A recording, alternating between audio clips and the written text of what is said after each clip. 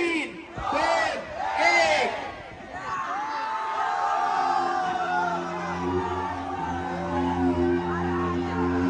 यंदा या गणेश गल्ली मैदान.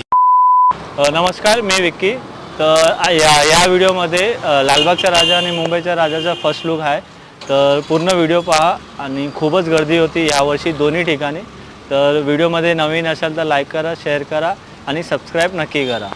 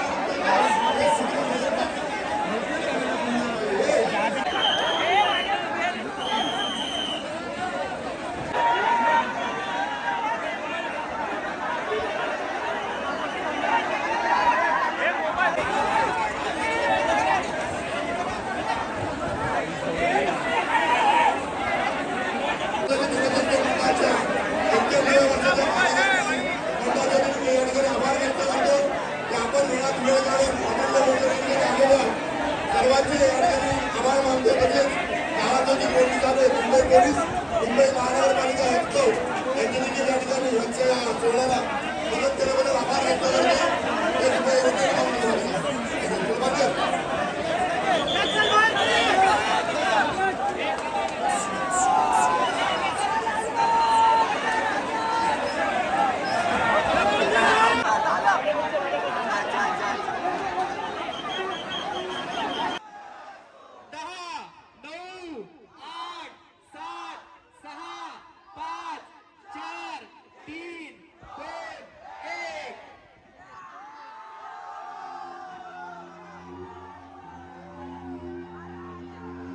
यंदा या गणेश गल्ली मैदानात अवतरणार आहे 12 ज्योतिर्लिंगांपैकी तिसरं अतिशय खास शिप्रा नदीच्या काठी असलेलं स्वयंभू ज्योतिर्लिंग म्हणजे उज्जैन महाकाल.